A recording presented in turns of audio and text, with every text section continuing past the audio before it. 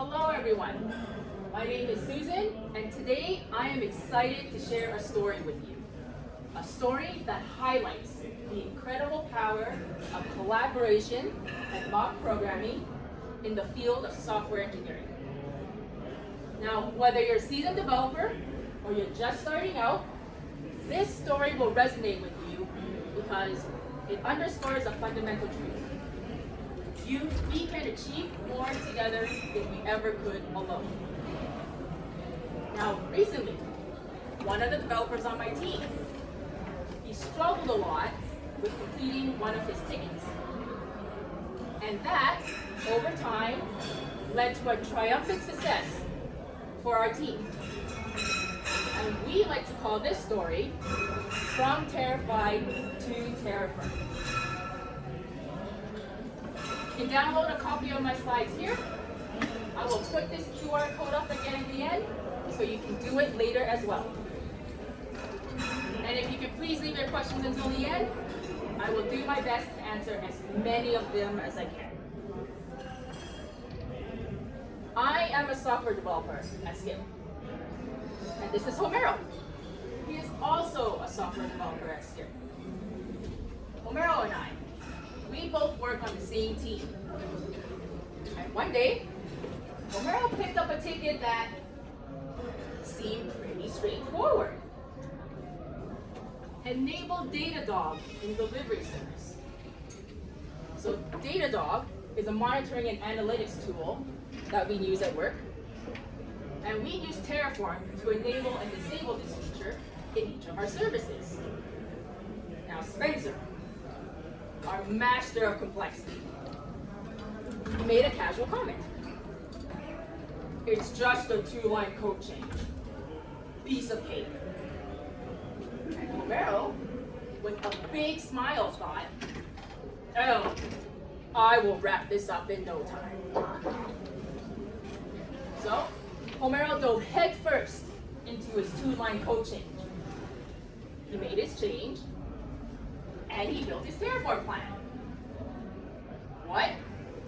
Plan failed? Why did it fail?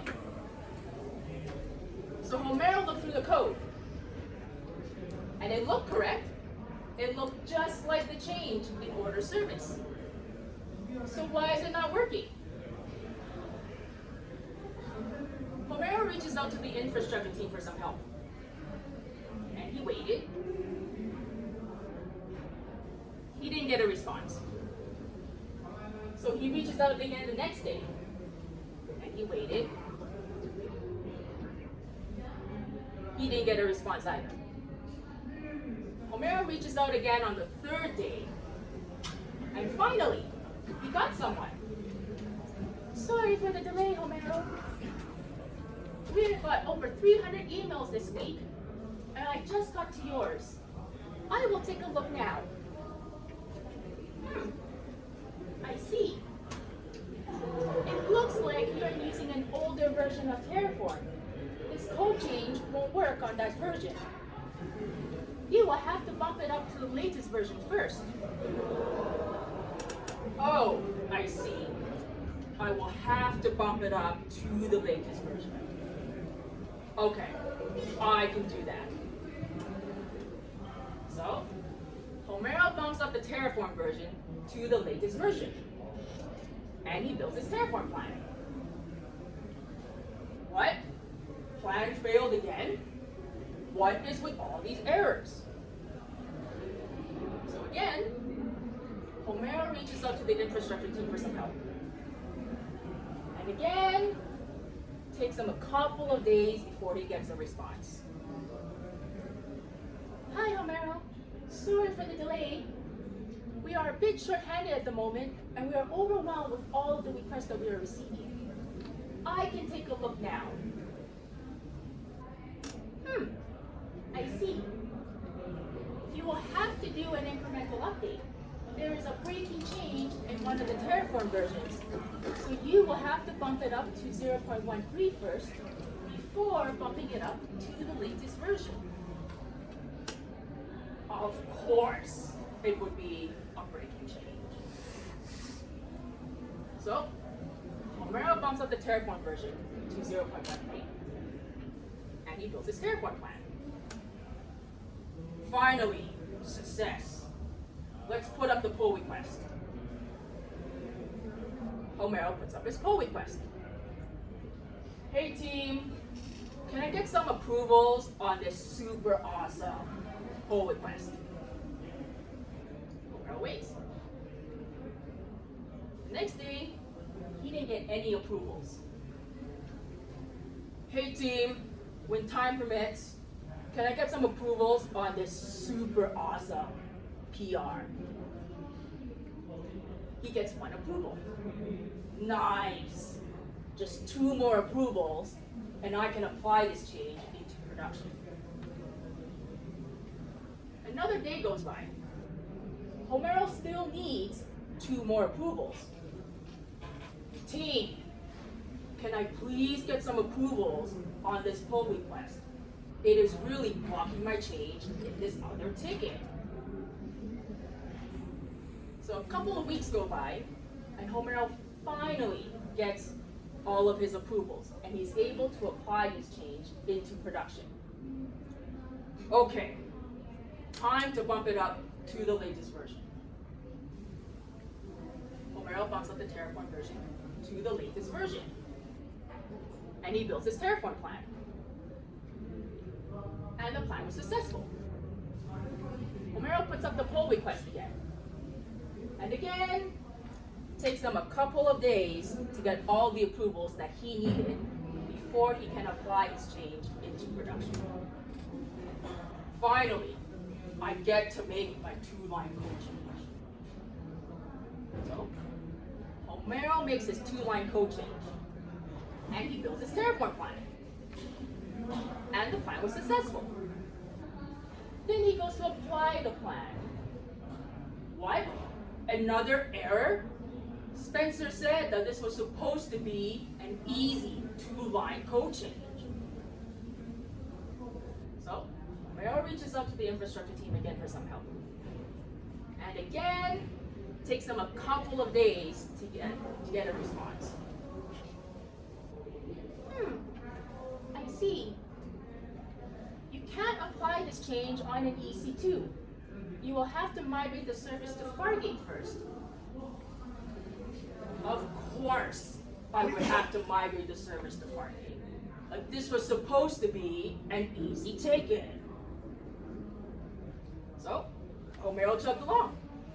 In order for him to migrate the service to Fargate, he first had to create a temp service and direct all the traffic to that service. Then, he had to make a new service, and he had to direct all the traffic to that new service.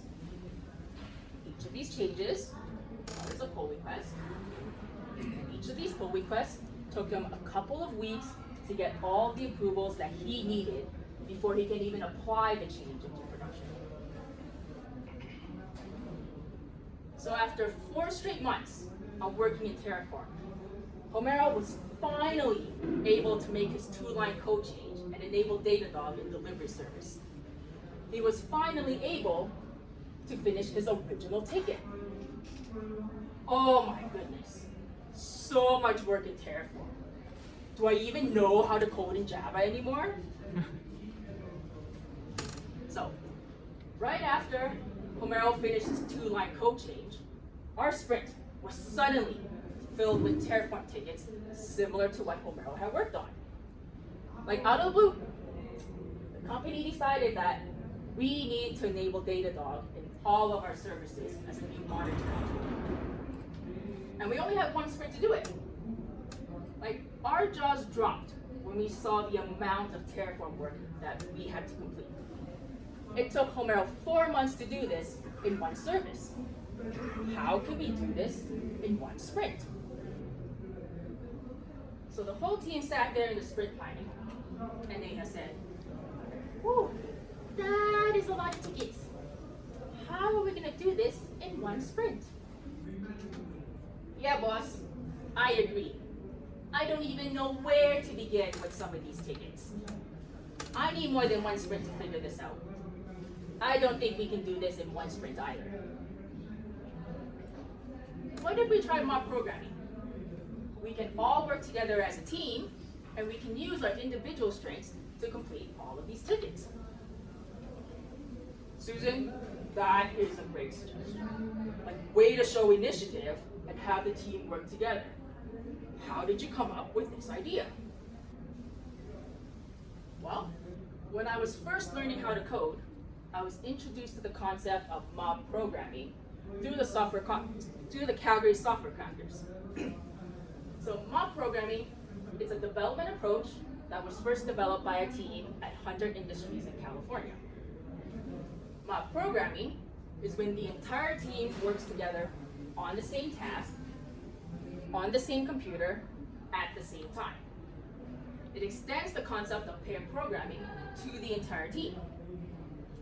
So mob programming promotes collaboration, knowledge sharing, and collective code ownership. It is based off of the concept that in order for an idea to go from your head into the computer, it must go through someone else's hands first. This forces the talker to think about what they want done and how to communicate that effectively to the typer. So how does mob programming contribute to my team completing all of these terra-firm tickets? Well, when I was learning how to code, I started off with a book. And the book was cool, but it was still a book.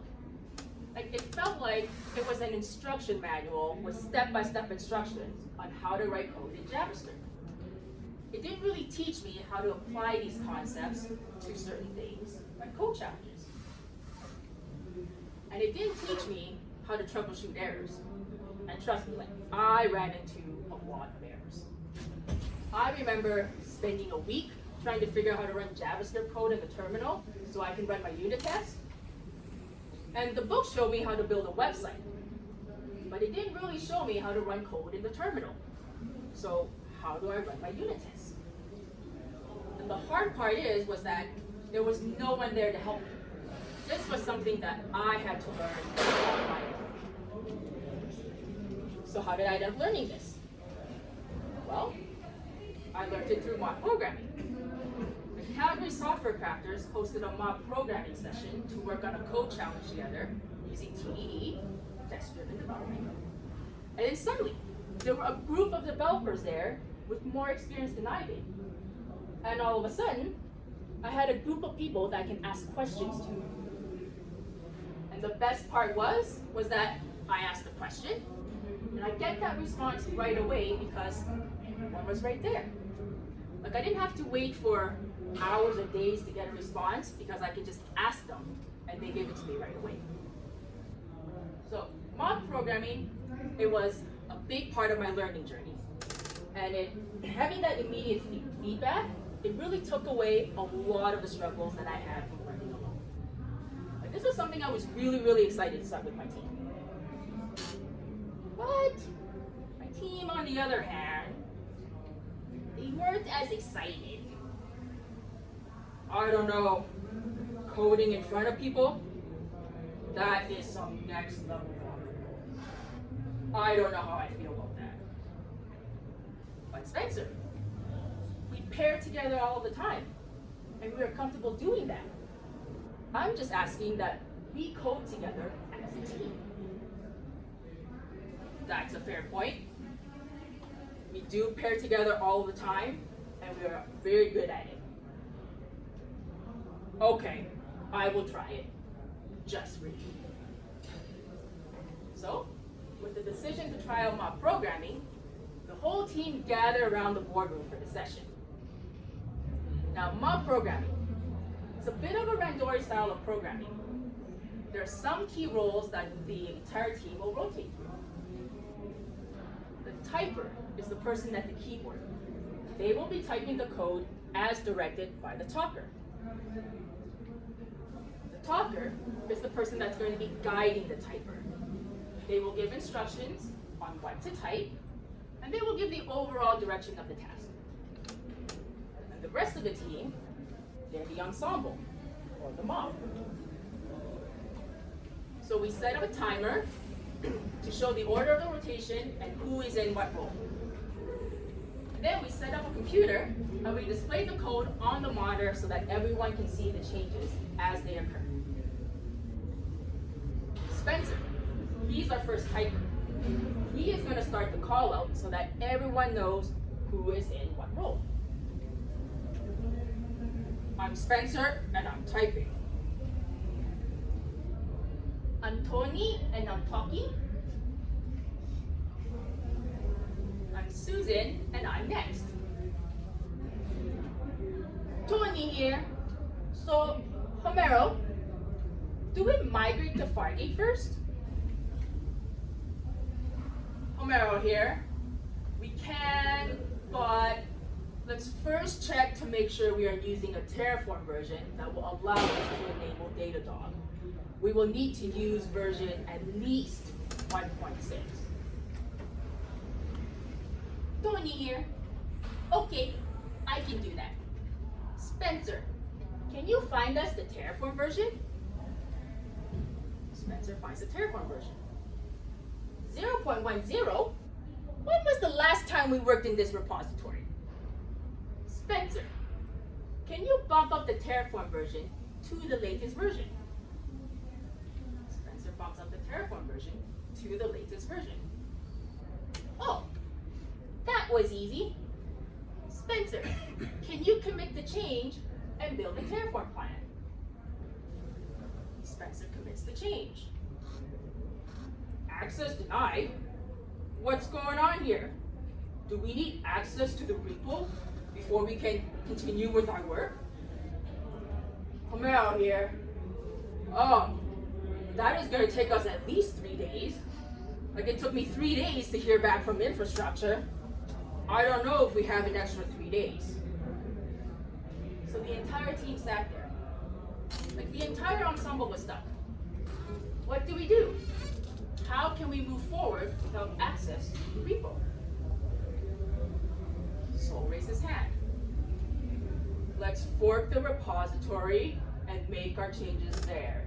We can put up a pull request from the fork later. Then we don't have to wait to get approvals to get access to the repository. Homero here. We can do that? Whoa, I did not know that. That will save us a lot of waiting time. Spencer here. Yes, I like that suggestion too. Tony, would you like me to fork the repository and make our changes there? That is a great comment, Spencer. Thank you for waiting to get direction from Tony, our talker, before making the change. Tony here. Yes, Spencer. Let's fork the repository and commit our changes there. So, Spencer made a fork of the repository and he committed the change. And success. Spencer was able to commit the change and build our terra-firm plan. Uh-oh, plan failed. Something is not working. Homero here. There is a breaking change in one of the terra-firm versions, so you will have to bump it up to 0.13 first before bumping it up to the latest version. Tony here. Oh, I see. I need to do an incremental update. Okay, I can do that. Tony, the timer went up. Let's all rotate. So we all got up and rotated seats. Tony is now our new typer, and he is going to start the call out. I'm Tony, and I'm typing. I'm Susan, and I'm talking. I'm Neha, and I'm next.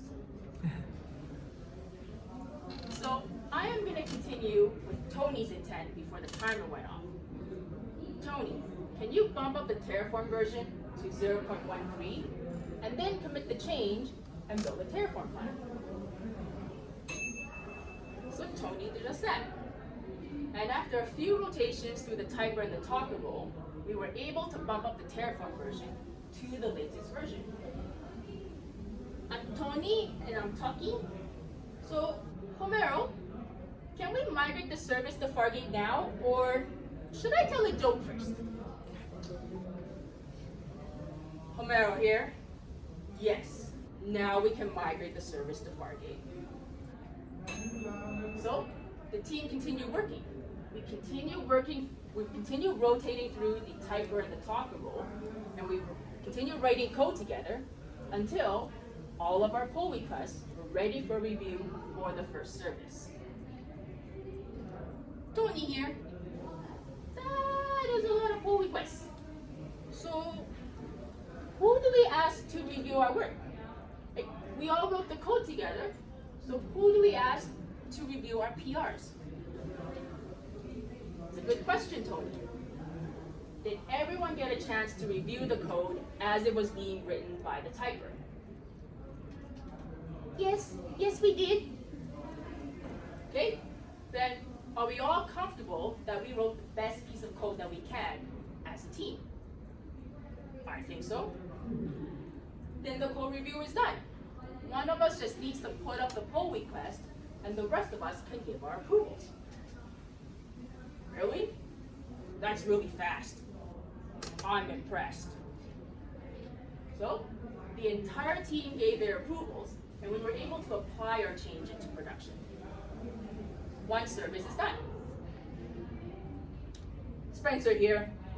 I was looking through the code in the other services, and it looks like we can repeat these same steps. Is this something that we can try? Tony here. I think we can skip some steps. One of these services is already on Fargate, so we don't even need to do the migration. That is some great observations. I agree. Like, we can repeat these same steps for the other services, and that will help us work faster. So, the entire team continued working, and we continued rotating through the typer and the talker roles until all of our PRs were put up for review, approved, and we were able to apply our change into production. At the end of the sprint, we did a sprint retrospective. All right, team, let's do a retro.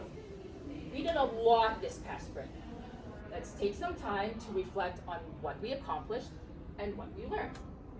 Who would like to go first? Spencer here. I would like to ask, how did we get all of this done? Like, we had all these tickets that we need to do in one sprint. It took Homero 4 months to do one of these by himself. And I work with Homero. He is a great developer, but it still took him 4 months to do it. We did all of this in one sprint. How is that possible? Neha here. We did ensemble together this time. Homero worked alone when he did it the first time. Would this have made a difference? Great question. We all have our own unique strengths that we bring to the table. Homero, he is awesome at terra-firm. Tony and I, we are great at SQL. Spencer, he's our master of complexity. When we bring all of these skills together in an ensemble, we can solve different problems together as a team. For example, Tony, he was able to ask Homero what the first step was in terra-firm work. And instead of waiting hours or days, like when Homero was waiting for the infrastructure team, we get that response right away because Homero is right there. And by working in this way, we were able to get that 16-fold increase in productivity just by being able to ask Homero for guidance when we needed it, and by having Spencer point out that we can repeat these same steps for the rest of the services. And even when we got stuck, because we didn't have access to the repository, Sol made a great suggestion to fork the repository and make our changes there. Our knowledge overlapped with each other so that we can quickly identify and solve problems, and that helped boosted our productivity and speed up the process. Homero here. Now I wonder if this would have gone faster the first time if we had done it this way, instead of me doing it by myself and taking 4 months to do it. Tony here. I think the best part is the learning experience. I came into this knowing very little about Terraform, but by the end of the sprint, I felt much more confident. Homero, you did a great job explaining things, and I learned so much from everybody. That is a great comment, Tony. Like, it sounded like mock programming not only helped us complete our tasks, but it also boosted our individual skills. What other benefits did you all notice? Homero here. I think one of the biggest benefits is the sense of unity and teamwork. We weren't just working on separate tasks. We were truly collaborating. It made the work much more enjoyable and much less stressful. Neha here. By having multiple eyes on the code, it really improved the quality of our work. We were able to identify issues and come up with better solutions, and that made our PR approval process go much faster. I can't remember the last time I had my PR approved in under a week, and we did it practically immediately. This allowed us to apply our change into production quickly instead of waiting for weeks to get all of the feedback and all of the approvals. Tony here. I really appreciate the support. Because it was a safe space, I was comfortable asking questions without feeling like I had to know. Knowing that the team was in this together really made a difference. Like, it was reassuring to know that I had the team's backing in something as complex as Terraform. Homero here. I was wondering if we might have had too many cooks in the kitchen, but with the way we rotated through the typer and the talker roles, it felt just right. Like, I didn't get bored, and I was still able to contribute regardless of whether I was the talker or I was part of the ensemble. These are all fantastic points, team. Like, it sounded like mock programming had a positive impact on our productivity, learning, and team spirit. Does anyone have any suggestions on how we can improve our mock programming sessions in the future? Tony here. Maybe we can do a retro at the end of each session in addition to doing it at the end of each sprint. Then we have some time to reflect on our progress throughout the sprint, and we can identify areas of improvement for the next session. That's a great suggestion, Tony. Let's make sure that we incorporate this into our next mock programming session. Like, good job, team. So after an entire sprint of mock programming, the team had a new energy. Before we started programming together as a team, we were faced with the daunting challenge of enabling Datadog in all 4 of our remaining services. And after an entire sprint of mock programming and collaboration, we were able to condense Homero's 4 months of work into 1 sprint. So for those of you considering mock programming for your teams, like, here are some tips to help you get started. First, set up a shared coding environment. Whether you're working remotely or in person, make sure you have a shared environment that everyone can work on. And this can be a virtual machine for remote teams, or it can be a single computer for in-person sessions. And then define the roles. Assign the roles, like the typer and the talker, and make sure that you rotate through them regularly so that everyone has a chance to participate and learn. Then use a timer. Set up a timer to manage the turns and keep the session focused. This will help maintain a steady pace, and it will give everyone an opportunity to contribute. And then encourage open communication. Create a space where everyone is comfortable sharing ideas and asking questions. Open communication is the key to effective collaboration. And finally, start with small tasks. Start with smaller, more manageable tasks to get the team comfortable with the process, and then gradually move on to more complex tasks as the team gains confidence. So our journey from terra-fied to terra-firm highlights the power of collaboration and mob programming in the field of software engineering. Thank you.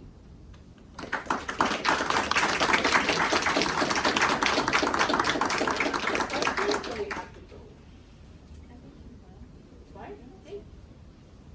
Do we have any questions? Yes? How long is the timer supposed to be, like, generally The speaking? timer, it depends on the size of the group, but ideally you want everyone touching the keyboard every 20 minutes. So typically it's between 3 to 5 minutes from my experience. Okay. Yeah. In your experience, what is the optimal team size beyond which you get diminished returns? Optimal team size is usually 6 or 7, but I've done as small as 3. I've done as big as 10. Anything bigger than 10, it becomes just, it's like Homero said, too many cooks in the kitchen. One in the back? Okay. How to keep the team engaged in long term, because like first sessions will be great, but Yep. it can be tedious to do the same for every kind of change. Yes. What I have done with my team is I make it a regular thing. So every sprint, it's a recurring thing in the calendar, and that's what we work on. We decide as a team what ticket we want to work on in that session, and that is what we focus on. Yeah. You always put it in evening when you don't have like these kind of like log jams that you have to break up? Like Sorry, you, like say it again? the, this particular ticket was sort of like a log jam where you had multiple factors where it seemed like applying more than one person's knowledge and experience was particularly helpful in being able to unblock it. Yeah. But like, that wouldn't be necessarily every time you have a sprint, you wouldn't necessarily have an issue. No. This was a particular instance, and the reason we introduced this was because a lot of us weren't familiar with Terraform, and at that time, Homero was the one that knew more about it. So in order for us to tackle all of these tickets, we did mock programming so that we can pick his brain instead of waiting for him every single time. Yeah, but no, every session would be like that. Like almost all things I work on has some surprise. Like there's always a surprise. But you wouldn't necessarily want every ticket being mob programmed, right? Like, or what makes a good candidate for this technique? Because you wouldn't necessarily want to do all your work this way. I think it might be dependent on the team. With our team, we like to learn together a lot. So we like to set up these regular sessions, like once a week or twice a week, whatever we decide as a team. And then those are the sessions that we use to not only work on our tickets, but also to learn different techniques. And a lot of this time, like when I see Homero make a commit, he does it differently than I do. And so we can learn something as small as that, or we can learn something as big as like creating a fork-in repository, which I didn't even know I could do in my company. There's another one back there. Like usually not everybody in the team are like equally familiar with the Terraform in this example. Mm-hmm. So what do you recommend to do if, like, for example, I don't know anything about Terraform and it's my turn to be a talker or coder? Like, should I like skip this or I still need to do this? And what is the decision? Yeah, so I have done this. So on Sundays, I go into the approval test ensemble, and they work in Python, right? I don't know Python, but I know Java. And what I've noticed is that the programming concepts are still the same. So I might not know how to write something in Python, but someone else in the group will know. So as long as I can say, this is what I want to do, I want to write a unit test, someone else can tell me, okay, this is the syntax. Don't remember Python, but I think it's def test underscore in the name of the test. But I would generally say, I want to write a unit test. This is what the unit test needs to do. And someone will be able to help me guide the typer in writing that code. As obviously there's a knowledge transfer happening between the people who are talking. Who is responsible for documenting, like physically documenting? Because you're talking about that's good. Let's say this problem comes up, say 6 months down the line, there's Yeah. team member changes, etc. Who's responsible for documenting those changes so that the knowledge transfer goes beyond the people in the room? We actually do that in the retro. So at the end of each session, like what Tony said, to do that retro at the end of each session, that is where we do all of our documentation. And we actually have a Miro board where we put all of our notes there so that we can refer back to them later if we needed to. I'm sorry, just to Oh, follow okay. up on that. How do you facilitate that? Like, do you use AI tools to help facilitate that, or is it just someone just types it out and you say, "Yep, looks good," or like what's the process there? We can do that. On our team, we like to share the work. So each session we would rotate through who's facilitating the retro so that they gain experience. And then depending on whoever's facilitating, they will have their own style of facilitation. Yeah. So I usually come in with like my 3 questions, which is usually what we accomplished, what we learned, and how we can improve. But I know that Homero has a different set of questions. So it really depends on who's facilitating. And one more question: have you tried this approach like online, remotely, or only offline? And what is the pros and cons? Does it work in a remote scenario? It does work remotely. So my team is actually remote. Homero is actually in Winnipeg. The rest of us is in Calgary. So we are working remotely all of the time. It's just a different setup than in person. In person, you can just have the one computer and everyone gets up and rotate. Actually gets kind of fun because you get to add some steps into your day. But remote is it's a little bit different because then you have to do a screen share, and there are different techniques to rotate the typer and the talker roles, just because you need to take the code from one computer into another. So there are different techniques for you to, hand off that code to the next person. So the role of the ensemble during this, like, is the talker just accepting responses at any point, or is the talker saying, "Oh, I'm not sure what this, like, what does the ensemble have to say," or what's the role of the ensemble during when they're not in the sort of hot seat? Yeah, so the typer or the talker is more the person that kind of just guides the direction of the task. Like there have been times where I don't know what the next step is, and it is in my turn. I can ask the ensemble what is the next step, and we can start the discussion. So as a talker, you can use your turn to either learn more about what the last talker did, or if you don't know what the next steps, you can start those discussions.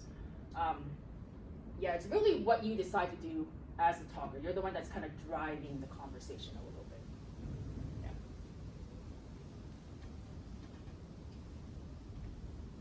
More questions? If not, closing remarks is over at the library. Yep. So, yeah. Well, thank you for attending. If you have more questions,